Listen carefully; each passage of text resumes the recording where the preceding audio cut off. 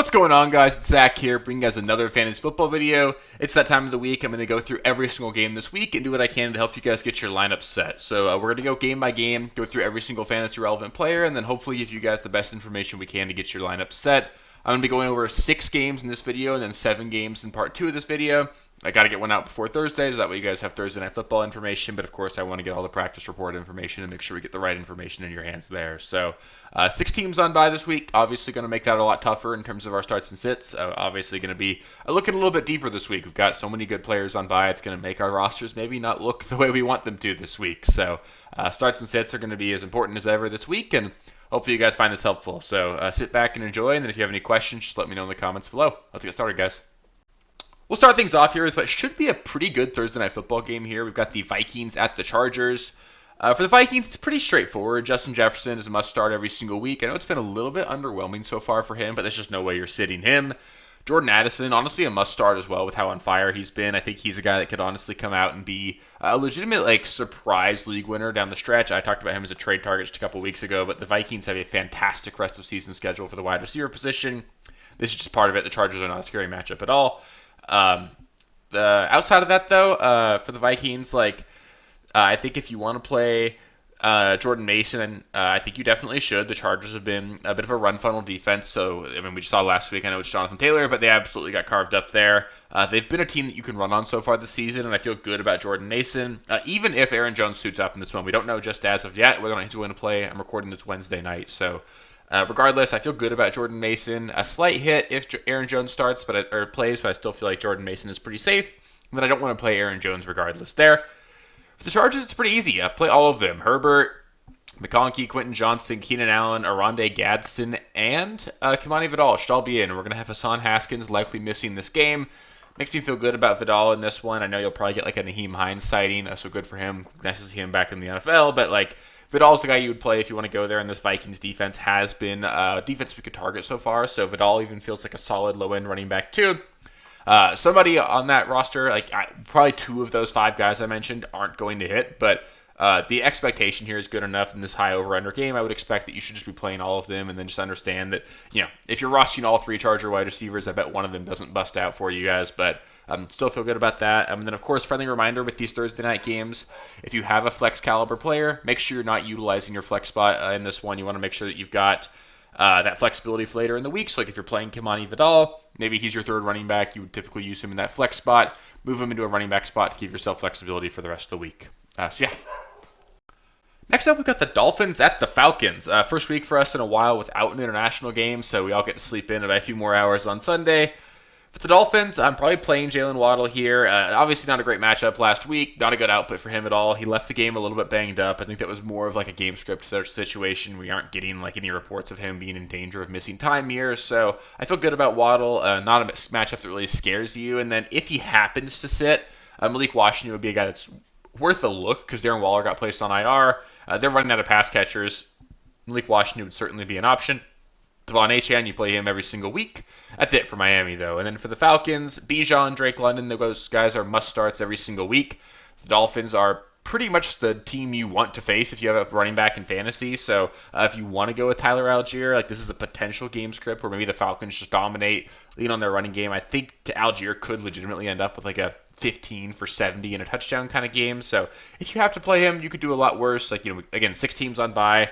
I don't want to be playing him on a regular basis, but if you have to in the matchup with all the byes, I think that's okay. And then Kyle Pitts, if you want to stream him, you could do that. I don't want to go to Darnell Mooney or Michael Penix here, but I feel good about Kyle Pitts. It's a guy you can play if you need to. Next here, we're getting the Bears at the Ravens. Should be a really fun game. Really hoping Lamar suits up in this one. He practiced today, so we should be good to go there. But, of course, you just want to keep an eye on it. It's been a little bit. If Lamar sits, this whole game gets sort of spun on its head, and you're not going to see the same sort of over-under that you would expect here. For the Bears, DeAndre Swift, he's in every single week. He's just been fantastic. Solid, mid-tier running back 2 right now. Kyle Monangai, not the worst start throw. The Ravens are another one of those teams that we can certainly target running backs with. So if you had to play Monangai, you definitely could. It doesn't get me excited, but there are worse options on this sort of week. Caleb Williams, Rome Odunze also feel like must starts. Again, this Ravens defense has certainly been horrendous so far this season. Feel pretty good about playing those guys if you have to. And then if you want to flex DJ Moore, I think you can do that. I don't really want to play Zacchaeus or Luther Burden. I think one of those guys could maybe have like a sneaky good game, but I can't really advise playing either one of those guys. And then keep an eye on Colson Loveland. I really wouldn't want to stream him here, but with Cole Kmet out, he's a first-round pick for a reason, talented player. There is upside there if you really had to get desperate and dart throw there, but I'd prefer not to. But I think he should be on rosters as a guy we should keep an eye on. And then for the Ravens, Lamar, Derrick Henry, and Zay Flowers, they are in for sure. If Lamar sits, I think you're just playing Derrick Henry of those guys. I think Lamar's going to play, though. Fingers crossed. I traded for him in a league this week, so really hope he plays. And then Mark Andrews, I feel good about him this week, and honestly the rest of the season. The Ravens have a really great strength of schedule for tight end, and they're going to have to lean on this offense the rest of the way. So I think Andrews might sort of do what he did last year and just score a lot of touchdowns over the back half of the season. Next, we've got the Jets at the Bengals. For the Jets, we don't necessarily know who's going to start at quarterback in this one. It's probably going to be Tyrod Taylor, but he's dealing with a knee injury. Don't stream Tyrod Taylor. I know it's appealing to consider it against the Bengals there, but I just can't imagine doing it. The risk is too high there. But Breece Hall, he's a must start. Garrett Wilson, they're not sitting him if he plays. Even with Tyrod Taylor there, honestly, that's probably an upgrade for the passing game. So you're playing Garrett Wilson if he plays. I don't want to play another Jet. I know Mason Taylor would be like a popular lower tier option. Now, you could go there if you wanted to, but I really just don't trust this offense enough to get there. And then Isaiah Davis, I think he should be on rosters, but as deep as you want to go, you better be in a 14-team league or have 3 running backs on bye if you're going to be playing Isaiah Davis, because it just does not get me excited at all. For the Bengals, you can stream Joe Flacco in this one. The Jets are not a defense that scares me. The weapons here for Cincinnati are fantastic. They're going to throw the ball about 50 times a week, so you can play Joe Flacco if you need to. Feel pretty good about Chase Brown in this one as well. Plus matchup here against the Jets. They're not a very good run defense, and Chase Brown finally had a good game last week. I'm actually more optimistic about Chase Brown the rest of the season, so you could use him here. And then obviously Ja'Marr Chase, T. Higgins, you're playing those guys. A little bit less optimistic about Higgins, of course, but I think we're going to get Sauce Gardner to play in this game, but we don't have a formal report just yet. Did leave last week's game with an injury. If he sits, I'd obviously feel a lot better about Higgins because they'd probably be putting Sauce Gardner on Higgins. But again, 6 buys, it's tough to sit T. Higgins in this sort of week. And then Noah Fant, if you're really desperate at tight end, you can stream him. I would play him over Mason Taylor. So if you're going to stream a tight end from this game, I would personally go Noah Fant. I don't love either option there, but I think it's available if you need to go there. Next, we've got the Bills at the Panthers. The Bills coming off of their bye. Great to have them through it. Josh Allen and James Cook, they're going to be must-starts every single week. Keon Coleman, Khalil Shakir, both are going to be lower-tier flex plays for me. Pretty much the same as they are every single week. Coleman, obviously, with more upside. Shakir gives you a bit of a safer floor. Either way, you're probably not thrilled with either one unless they score a touchdown. So you can play them, but it's just not something that gets me excited on a weekly basis. Dalton Kincaid, however, I would be playing him assuming he returns to action. Logged a limited participant in practice, so I feel pretty good about him playing this one out of the bye. Missed week 5, obviously, or week 6? Missed week 6. But feel good about him this week. Panthers don't scare me at all, especially through the air. You can't really run on the Panthers, but you can still throw on them, so I feel good about Kincaid this week. For the Panthers, I don't really want to play either Carolina running back, but of course you can play both of them. Especially, again, on a week like this, we've got so many teams on bye, a lot of injuries floating around. If you need to play either Rico Dowdle or Chuba Hubbard, you can do that. They're both probably in line for 10 to 15 touches.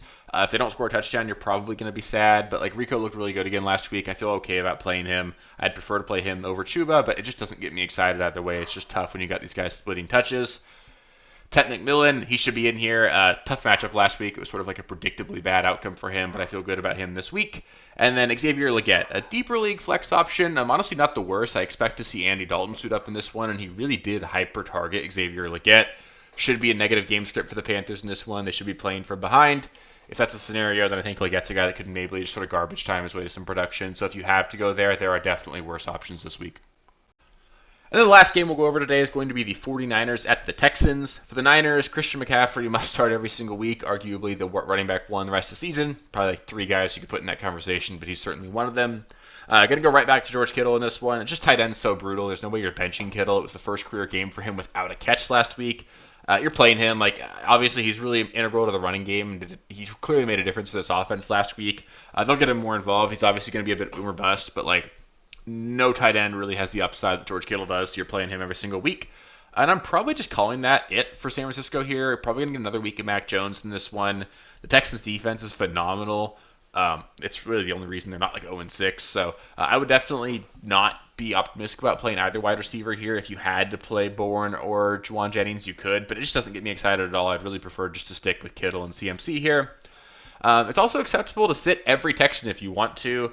Nico Collins, not a guy, not looking like he's going to suit up in this one. Got a concussion on Monday. Shorter week then. It's tough to really get him in the lineup there.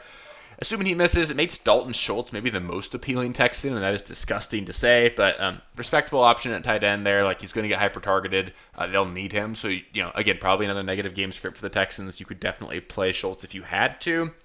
Then Jalen Noel would be the wide receiver you would play if you have to play a Texans wide receiver. It doesn't get me excited by any means, but if you have to go there, he's clearly stepped up a lot more than Jaden Higgins did. And then Woody Marks, I think he's in play as like a low-end running back too. I'd play him over like Tyler Algier. So if you're in that sort of tier of running back, I think you could do a lot worse than playing Woody Marks this week. I think he's definitely on the table as an option, and honestly, in a week with 6 buys, he's probably a guy that's going to crack into like the top 24 at the position. So that'll do it for part 1 of the starts and sits this week. Up next, I will go over the final 7 games of the week, get you guys all set there. So stay tuned for that video. Make sure you subscribe to the channel so you don't miss that one. And then, of course, if you have any specific start-sit questions, just let me know in the comments below. Love helping you guys out. It's a lot of fun for me, and hopefully we can get you guys some wins this week. So I appreciate you guys. Enjoy Thursday Night Football, and I will catch you guys with the next one. Peace. Thank you guys for watching. If you haven't already, please be sure to subscribe to the channel, like the video, check out these other videos here if you haven't. If you want more content, please feel free to follow me on Twitter at RealSteelFFB. I'll be more active on there as the season goes on. Thanks. Catch you later.